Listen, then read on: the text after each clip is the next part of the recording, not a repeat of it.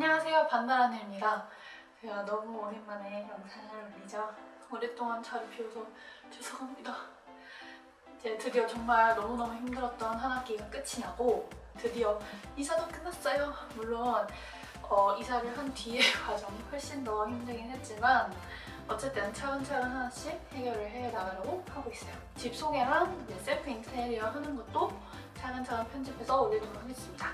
지난 학기에 정말 많은 분들이 감사하게도 댓글을 남겨주셨어요. 저는 솔직히 아무것도 없는 채널에 이렇게 들어와서 댓글을 남겨주시다니 놀랍다 이러고 있었죠. 정말 감사했고요. 감사하고 그리고 공감도 되게 많이 됐어요. 아 맞다, 내가 저런 생각을 했었지 라는 생각을 정말 많이 해서 되게 도움이 많이 됐어요. 특히 많은 분들이 질문을 해주셨던 것들이 몇 가지 있었는데 그중 하나였던 정상식을 한 뒤에는 어떤 변화가 생겼나요?에 대해서 한번 얘기를 해보도록 할게요. 사실 여러 가지 변화가 생겼어요. 뭐 짜잘한 건 사실 기억이 안 나는 것 같기도 하고 그래서 좀 주요한 변화들 그리고 아마 궁금해하실 것 같은 것만 모아서 몇 개만 얘기를 해볼게요. 일단 첫 번째는 체중 변화. 제일 궁금하시지 않을까요? 요지부터 말씀드릴게요. 하면 저는 40kg에서 56kg까지 늘었습니다. 저는 처음 정상식이라고 하면은 고3 때 한 거였어요. 제가 고2 때까지 계속 안 먹고 막 헬스하고 이러고 헬스하진 않죠. 이렇게 막 부어있고 이러고 다니다가 딱 고3이 올라가는 순간 아 이러면 진짜 대학 못 가겠다 싶은 거예요. 너무 몸이 안 좋으니까 이게 유지가 안 되겠다 싶어서 엄마한테 말씀을 드렸죠. 엄마 저는 병원에 가야겠어요 라고 말씀을 드렸고 그때 당시에 이제 혼자 검색으로 알아봐서 폐쇄병동에 입원을 했어요. 면회만 올 수 있고 제가 막 나갈 수는 없는 거기에 일주일 정도 일주일 딱 입원을 했던 것 같아요. 왜냐하면 비용이 너무 비싸서 그 이상 있기 힘들었고 그리고 고3이니까 뭔가 공부를 해야 된다는 그 생각에 최대한 빨리 배우고 엑기스만 뽑아서 혼자 해보자 이런 생각으로 입원을 했습니다. 그래서 거기에서 이제 아, 내 위장에 이게 다 들어가는구나 라는 것도 깨닫고 거기서 아 이렇게 하면 되는구나 라는 감을 딱 잡고 나와서 그때부터 정상식을 했어요. 저는 고등학교 내내 거의 급식을 먹지 않았어요. 나중에 아예 한 3학기 정도는 신청조차 하지 않았는데 그때 3학년 때 다시 급식을 신청하고 친구들하고 같이 급식실 가서 먹기 시작했어요. 그 전에는 가도 밥을 안 먹어버리고 그랬거든요. 아무튼 그때 시작을 했어요. 그래서 제가 병원에 입원할 때 측정했던 게 40.1 막 이랬어요. 나도 누구는 더 마른 사람도 많아 할지 몰라도 어찌됐든 저에게 있어서는 꽤나 심각한 상태였어요. 그런데 이제 언제 체중을 쟀냐면 그 뒤로 한 번도 안 쟀어요. 체중계를 어디다 때려 박았나 부셨나 모르겠는데 안 쟀어요. 그러다가 6월쯤에 체력 검사하잖아요. 정말 그때 처참했는데 어찌됐든 그때 체중을 재보니까 얼마나 나왔냐면 56kg인가가 나왔어요. 그래서 그때 스스로 엄청 쇼크를 먹었죠. 내가 56kg라고? 약간 이렇게 되기도 했고 친구한테 말하니까 안 믿더라고요. 아무튼 팩트는 그렇습니다. 그만큼 늘었어요. 제가 추측하기로는 그게 다 살로 간 것도 아닌 것 같아요. 뭐 근육도 좀 생겼을 것이고 살도 많이 쪘었고 그리고 무엇보다 좀 골밀도도 늘지 않았을까 싶어요. 왜냐면 그때 병원에 입원해서 검사를 해보니까 골다공증이더라고요. 그래서 와 나는 18살에 골다공증이라니 이랬었는데 또 막상 잘 먹으니까 어린 나이라서 금방 차오른 것 같아요. 아무튼 약 16kg의 체중 증가를 보였습니다. 두 번째는 제가 일상에서 많이 느꼈던 아주 행복했던 변화인데 이건 혈색이에요. 저는 일단 얼굴부터 얘기를 하자면 얼굴이 굉장히 노랗고 창백했어요. 혹시 지금도 그런지 모르겠지만 지금은 하얗고 그때는 여기 막 퍼렇고 그리고 노랬어요. 정말 사람이 약간 레몬 같았거든요. 그걸 딱 봐도 아 진짜 아픈 것 같다 막 이랬는데 그런 것들이 훨씬 좋았어요. 혈색이 돌고 막 얼굴에 막 이런 게 뽀얗게 약간 혈색 돌고 정말 내가 핑크가 되는 그런 정말 놀라운 경험을 했어요. 그리고 다른 말단부, 그러니까 손발이 저는 너무 찼어요. 그래서 그냥 나 수족냉증이구나 생각을 했는데 이제 먹어보니까 아 그냥 안 먹은 거였네 이렇게 됐죠. 그래서 항상 지금 손이 좀 핑크하죠?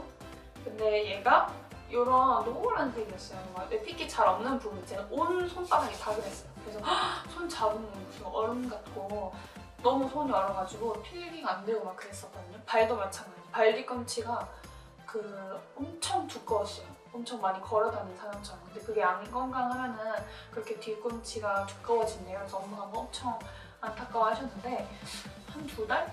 이건 오래 안 걸렸어요. 금방 혈색이 돌아오더라고요. 특히 정말 제대로 밥 한 공기 다 먹고 나온 돈가스가 나오든 뭐든 막 다 먹다 보니까 물론 좀 버거울 때도 있었지만 그러다 보니까 혈색이 금방 돌아왔고 뭐 중간중간에 안 먹을 때마다 다시 막 혈색 안 좋아지고 이러긴 했는데 결론적으로는 정상식을 한 뒤에마다 혈색이 굉장히 좋아졌어요. 자, 세 번째는 붓기예요. 근데 붓기는 조금 부분별로 부위별로 달랐습니다. 얼굴은 제가 지난번에 정상식 후에 식이장애 극복 후의 변화를 말씀드렸을 때 붓기가 없어졌다 했잖아요. 특히 턱쪽. 근데 정상식을 한 뒤에 얼굴 붓기는 적어졌어요. 그게 아마 토를 안 함도 있을 것이고 그냥 정상적으로 먹으니까 혈액순환이 돼서 그런 붓기가 없어진 것 같아요. 근데 좀 팔다리는 조금 팔보다 다리는 조금 달랐어요. 오히려 정상식을 한 뒤에 붓기가 좀 많이 생겼어요. 특히 일시적으로. 그리고 배.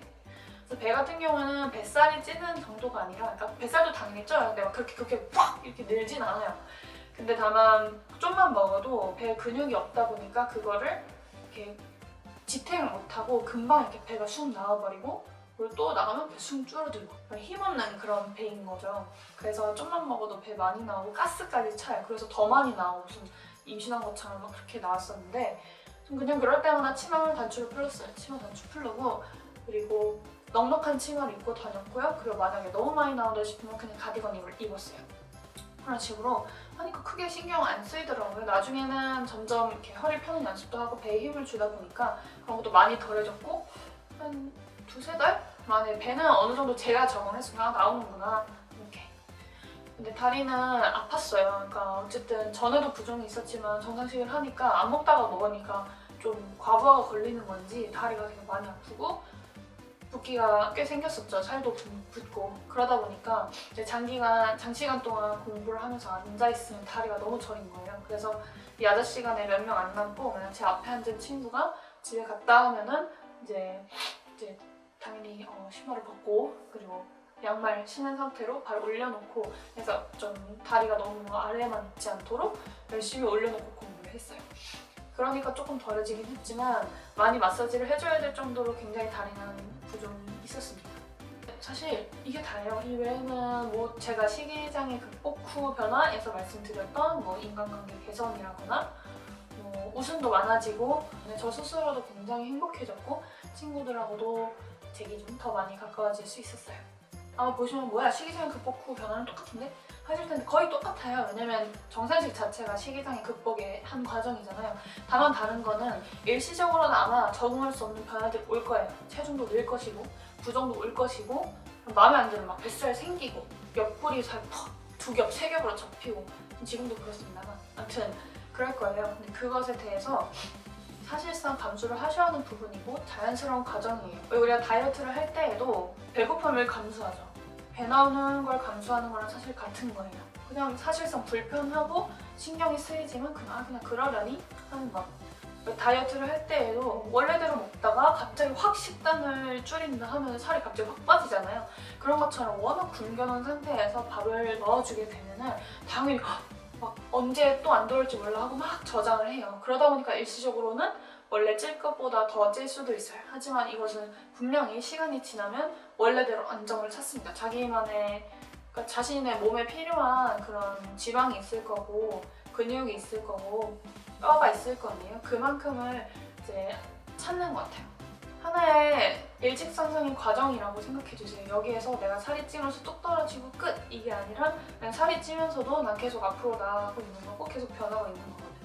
사실 이게 제 사진, 과거 사진이 있으면 좀 더 이해도 편하고 진짜 이 사람이 겪었구나 싶으실 텐데 지금 하드 드라이브가 대체 어디 있는지 알 수가 없어서 예전 사진을 열심히 뒤져보고 다음에 찾게 되면 찾는 즉시 영상을 찍어볼게요. 그래서 과거 폼으로 정리를 한번 해보겠습니다. 네, 그러면 오늘은 별로 길지 않은 영상이 될 것 같은데 이 정도로 마무리를 해볼게요. 좀 다양한 영상과 함께 즐거운 모습들 보여드릴 테니까요. 즐겁게 봐주시면 좋겠고 그럼 여러분 우리 크리스마스도 다 지났지만 연말 행복하게 보내시고요. 그리고 또 돌아오겠습니다. 안녕.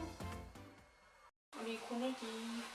아기들은 방을 그대로 옮겨줘서 금방 적응했답니다. 안녕. 안녕. 안녕. 안녕.